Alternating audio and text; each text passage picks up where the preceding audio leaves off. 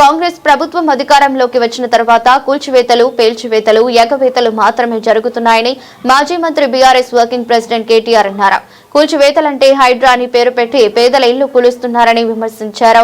రెండోది పేల్చివేతలు. ఈ కాంగ్రెస్ వాళ్లే ఆ కాళేశ్వరంలో మెడిగడ్డను పేల్చారని ఆరోపించారు. ఇప్పుడు 2-3 చెక్ డ్యాములు పేల్చి ఇసుక అమ్ముకుంటున్నారని దుయ్యబట్టారు. ఇక ఎగవేతల గురించి తాను చెప్పాల్సిన అవసరం లేదని అన్నారు. కాంగ్రెస్ ప్రభుత్వం మార్పు మార్పు మార్పు అని చెప్పి ఊదరగొట్టి ప్రజలకు హామీలిచ్చి అధికారంలోకి వచ్చి 2 ఏళ్ళయి ఏం జరిగింది, ఏం ఒరిగింది అంటే 3 జరుగుతున్నాయి. కూల్చివేతలు, పేల్చివేతలు, ఎగవేతలు. గంతే. ఈ ప్రభుత్వం ఏందా అంటే కట్టే కొట్టే తెచ్చే అని చెప్పినట్టు కూల్చివేతలు, పేల్చివేతలు, ఎగవేతలు. కూల్చివేతలు హైడ్రా అని పెట్టి పేదోళ్ళ ఇల్లు కూలగొట్టుడు. మొత్తం ఆల్విన్ కాలనీకి వెళ్ళి మొదలు పెడితే అన్ని బస్తీలలో ఇల్లు కూలగొట్టుడు తప్ప ఒక్క హైదరాబాద్లో ఒక్క ఇటుక పెట్టింది లేదు, ఒక ఇల్లు కట్టింది లేదు.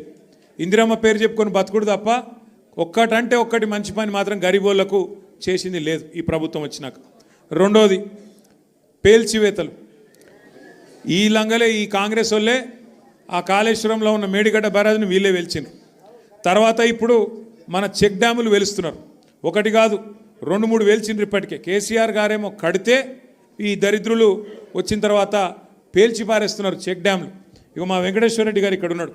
ఆయన ఒక్క కాన్స్టిట్యున్సీలనే కేసీఆర్ గారు దేవరకద్ర, మహబూబ్ నగర్, వెనుకబడ్డ నియోజకవర్గం అని చెప్పి పెద్ద ఎత్తున అక్కడ ఒకటే కాన్స్టిట్యున్సీలో దగ్గర దగ్గర 10-20 చెక్ డ్యాములు, 36 చెక్ డ్యాములు కట్టించిండు.